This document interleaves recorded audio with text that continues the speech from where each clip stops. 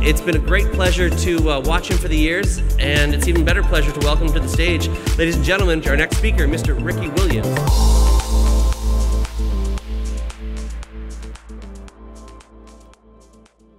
This is great. You know, when I was a kid, you know, my dream was to be able to get paid for doing what I love, and for a long time, it was football. Now I get paid to talk about cannabis, so how's it get any better than that? Yeah, so first I want to say, you know, hats off to Canada. You know, compared to the States where we are, it seems like you guys are getting it right much quicker than we are. And I first learned that back in 2006 when I played for the Toronto Argonauts. It was great. You know, I got in last night, flew in from LA, and I had a chance to walk through the old neighborhood. You know, I lived on Dundonald Street, right between Church and Young.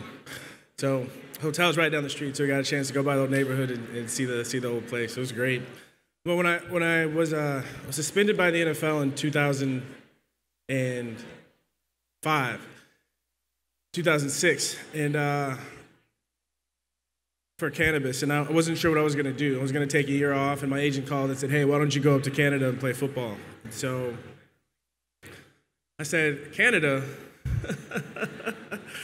And then I thought about it a little bit. I said, what the heck? It's what I love to do, and I'm always open for new experiences, and I love to travel. And the first day I got up here at the press conference, it was such a relief, and I knew I made the right decision. When the question came up about cannabis and me getting suspended, the media, even the media in Canada said, "It's just pot. Who cares?"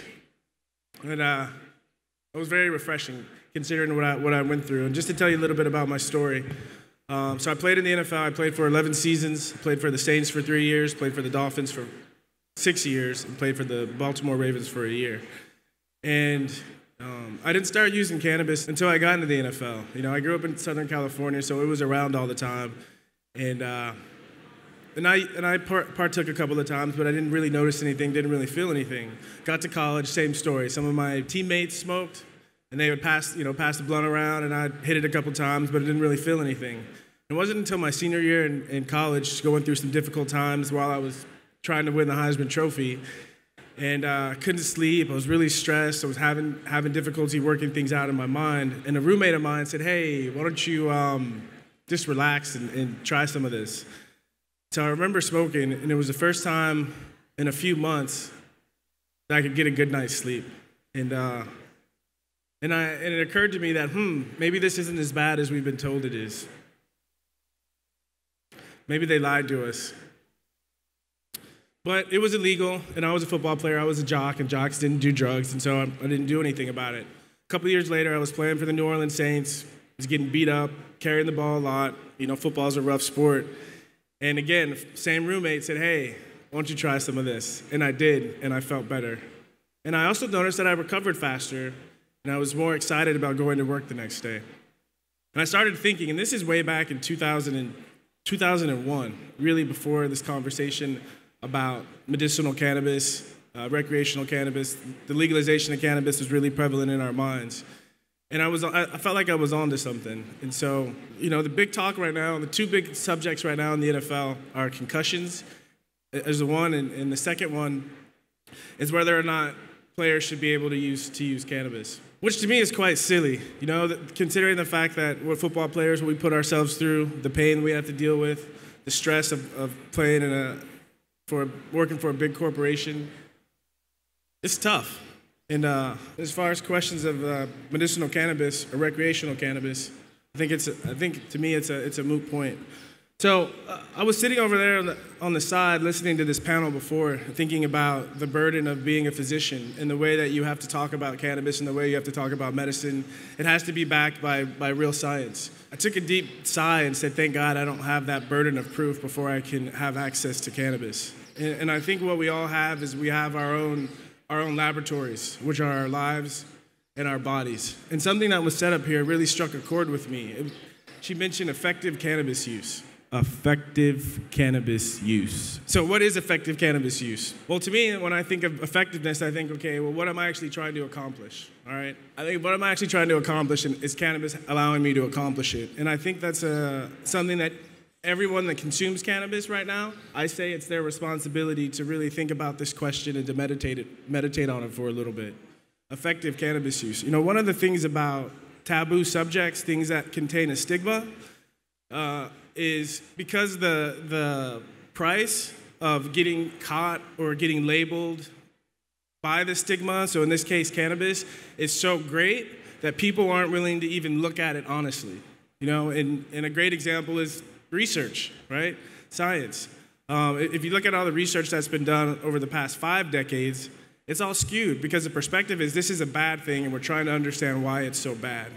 That's the perspective. And if your starting perspective is this is bad, it's hard to get to the other side of it where you're really willing to ask the question, how can I use this effectively? And so the first thing we have to deal with is the stigma.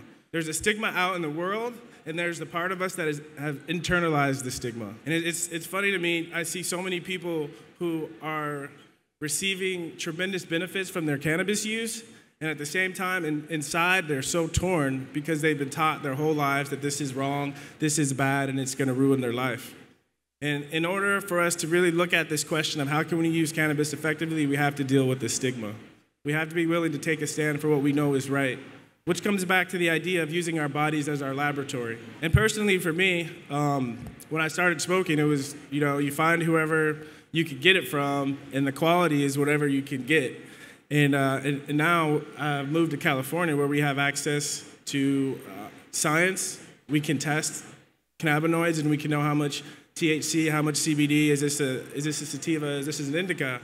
And we have opportunities to do things like journal, right? To write down, okay, what did I consume today? How did I consume it? How much did I consume? And what was my desired effect? And then afterwards, take notes. Okay, made me sleepy, I was too tired to read, I couldn't study, I couldn't focus. Oh, I had a lot of energy. Wow, my meditation was deeper, I could go deeper in my yoga postures. Really putting your mind to how can we use this effectively? Because whether it's recreational, whether it's medical, whether it's a drug, whether it's an herb, whether it's a supplement, it really doesn't matter. What matters is, whatever it is, can you find a way to use it effectively in your life? Cannabis can be a really amazing tool for a whole lot of things. Before me, they were talking about Tylenol.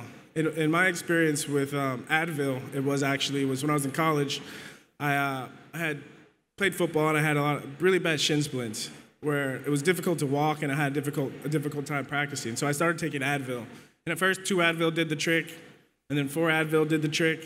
And by the time I got to my junior year in college, I needed 8 Advil a day just to practice. Ended up getting a stomach ulcer at the age of 20 years old because of taking Advil. Pharmaceuticals, things that are made in a lab, our bodies tend to have some difficulty processing it. And one of the things, you know, right now I'm studying Chinese medicine, and one of the things that we talk about is with pharmaceuticals that in life or death situation, pharmaceuticals can really come to the rescue and save people's lives.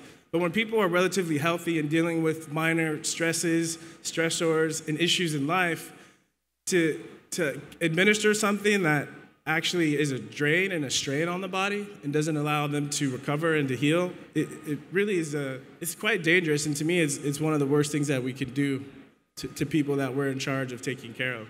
And the one thing I found with cannabis, and I'm not saying there aren't any side effects, but in my experience, in my life, the greatest side effect from my cannabis use was based on the stigma. Experts say I lost between $5 and $10 million because I couldn't stop using cannabis. That's a lot of money. And I have to wrestle with that every night.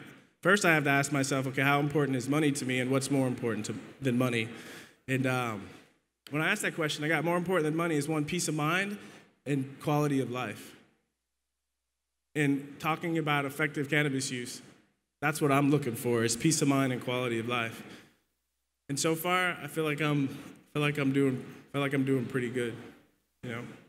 The other thing I want to talk about with cannabis is cannabis is an herb. And doctors, physicians have been using herbs to treat illness and to maintain health for thousands of years. If any of you guys have done any research or reading, you realize that in ancient China, in ancient India, in the Middle East, even in Africa, they've been using cannabis to treat people for a long time.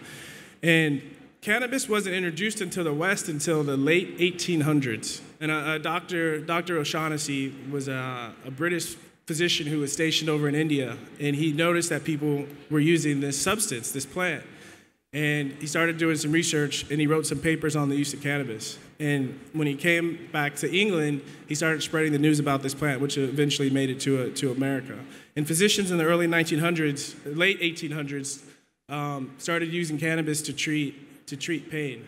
But at the same time was really the medical revolution, where scientists, chemists were starting to create medicines, pharmaceuticals. And at the same time, late 1800s was the Civil War. And again, the confluence of events that occurred was they started using syringes, and they had very strong, painful opioids. So during the Civil War, cannonball came and blew someone's foot off. They're in a lot of pain. And if anyone who knows who's used cannabis, especially edible form, it takes a while to kick in, right? And so when your leg is off, your foot is gone, and you're in a lot of pain, cannabis probably isn't the best choice. And so doctors started using opioids and syringes because they were quicker acting and could alleviate the pain. And slowly over time, cannabis fell out of the doctor's pharmacopoeia. They stopped using it because, one, there was this new shiny toy, drugs, pharmaceuticals, and herbal medicine started to fall by the wayside. And I think now, since the mid-1970s, there's been a push for alternative medicine. And so I want to take a minute to step outside of the paradigm of allopathic Western medicine that we've all grown so accustomed to, and let's look at cannabis from a different perspective. All right. So first of all, I was in my herbs class last week, and part of our class is we get a little packet. It's an intro class. We get a packet of about 50 herbs, and we have to learn all these herbs. So on the third day of class, Hua Ma Ren is the pinyin, the Chinese name, and I pick up this little bag, and there's a bag of cannabis seeds in it. And I'm looking around thinking, okay, I'm in my Chinese herbs class, and there's a bag of cannabis seeds here. And so we started learning about cannabis seeds as an herb to treat the body. And so just a little information for you guys if you're curious is cannabis seeds are used to treat constipation. Interesting, right? Okay. And when you get to the plant, it's a little bit, if you get to the flower, it becomes a little bit more difficult to find information. But the point being is herbal medicine is something that has been put on the earth for us to use. And it's our responsibility to find ways to use it effectively. And I want to applaud, and I think the research for science to catch up to what people have known for a long time is important. But I think it's important to appreciate that cannabis will probably have some uses in allopathic medicine in our pharmacopoeia, but to understand that the original use is something that our bodies can use to create health. And specifically, if you've done some research, it works. The non-vital parts of our physiology and our anatomy, meaning you can't die from it. Anyone who's ever drank way too much knows, and you were to that point where you blacked out, like they said before, it's poison and you can kill yourself. But, I remember my first trip to Amsterdam, I participated in an experiment to see if I could OD on cannabis, and I couldn't do it. I try every day. Yeah. So you know what I'm talking about, right? Yeah. So to wrap up this talk, I wanted to come here and tell my story a little bit and share what I know and what I feel about cannabis. And I'm not a doctor, I'm not an expert, but I'm someone whose life has been severely touched by cannabis, and I've had to spend a lot of time thinking about and meditating on what is this and what good does it have for us. And I want to leave you with this idea of please explore what cannabis is for you, what it can be for you. There was the lady up here before, the physician, she was talking about when you see the words magic, to stay away from it. I'm going to implore you, when you see the words magic, to move towards it, but move towards it in yourself. Because when I think of magic is basically things that we don't understand yet, that we know work, but we're not sure how they work, so we just say it's magic, right? And so don't be afraid of the magic. Be inquisitive about the magic and see what's going on between you and cannabis that could add something to your life. And there's science to support you. There's doctors, there's people to talk to give you more information, but the ultimate physician is inside of you. The ultimate person or entity or being that knows what's going to work for you and what's not going to work for you is inside of you. And I think when people start using cannabis responsibly and respectfully with the question of how can this be effective in our lives, I think things will start to change. The other thing that's going to help things start to change is when people start to come out of the closet. And that's my experience. A couple years ago, I was asked to come speak at a cannabis conference, and I've been retired for about 3 years, and I started thinking, I'm not sure I'm comfortable being public, and what are people going to think, and what are people going to say? There's something about living life where you don't have to hide who you are. There's something that's like, this feels good to me, and I like it, but people are going to judge me. So when you look at things like that, what you're saying is the people that are going to judge you are right. And the reason you think they're right is because you're not willing to experiment and open your eyes and really get real with your experience with cannabis. So open your minds, right? I have to say this about cannabis. It really is effective for opening your mind.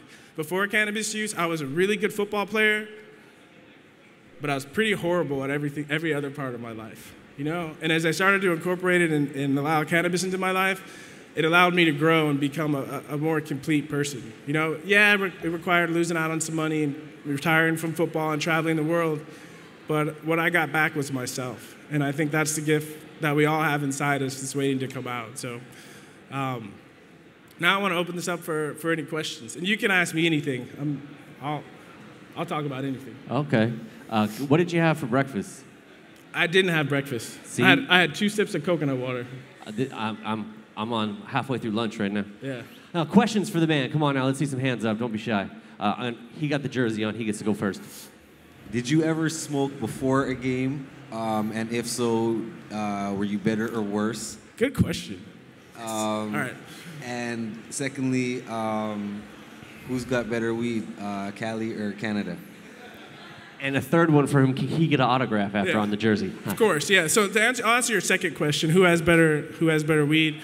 I don't know. Someone's got to help me out here so I can answer that question. All right.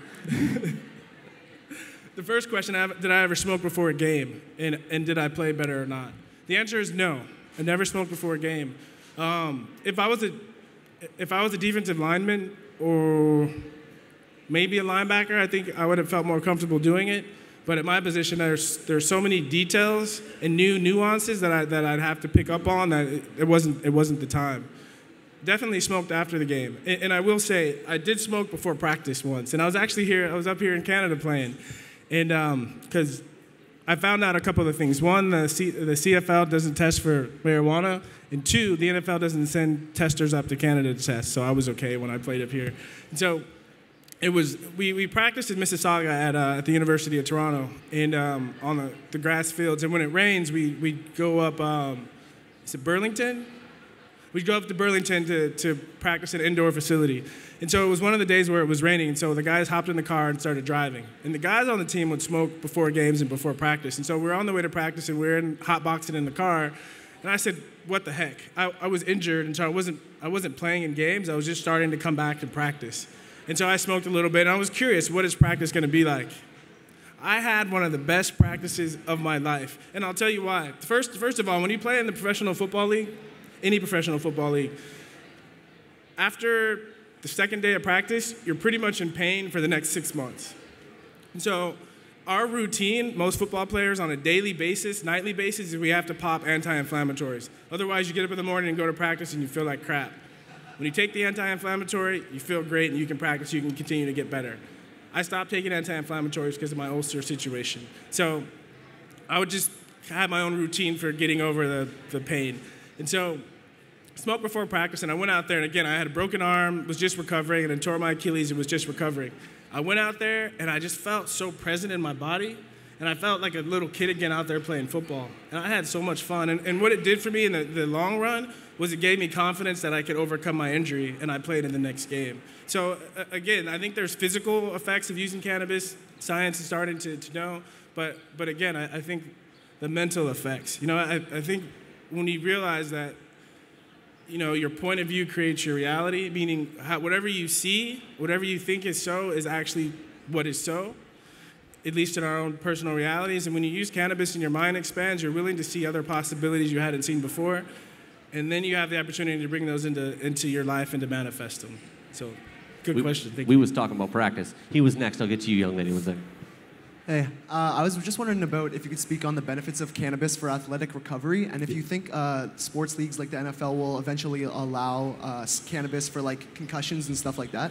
Well, you could make the argument that the NFL already allows cannabis because they only test once a year in the preseason, and once you pass that test, as long as you don't get arrested for it, you're good to smoke for the whole year. As far as publicly allowing or acknowledging that cannabis can be helpful, it's going to be a while before that happens. You know, big corporation, they have a reputation to uphold. Until the public opinion changes, until people start being honest about their cannabis use, it's going to take a while. Yeah, it's a good question. Young lady in the front. I'm just going to piggyback off of his question because that was one thing I was wondering if you saw a place for it in the NFL, and what do you think the challenges would be if they brought that into athletics? Well, I think the first thing is education. And I think, because all of us have received an education in marijuana that's really dangerous. So I think we need to be re-educated and again, respect that, you know, like the woman up here said earlier, you can get addicted to washing your hands. So in anything that makes you feel good, there's going to be a higher tendency to be addicted to it. So I think there needs to be education about what is the endocannabinoid system? I mean, starting there, and how does it work, and how can you use it for recovery? And one of the things they found with the endocannabinoid system is that it assists the body in maintaining homeostasis. So homeostasis meaning like a place where you can function. Well, if you've ever watched a football game, and this would apply to people in the military, stuntmen, anyone that does something really intense, it puts a lot of pressure on your system. And so your stress levels peak. And our job, in order to recover, really what recovery is getting your body back to homeostasis so it can do the work to repair so that you can go out and do it the next day. And I think if you look at the way players are medicating now with opioids and alcohol, it tends to put, again, more of a strain on the body, which makes homeostasis further away.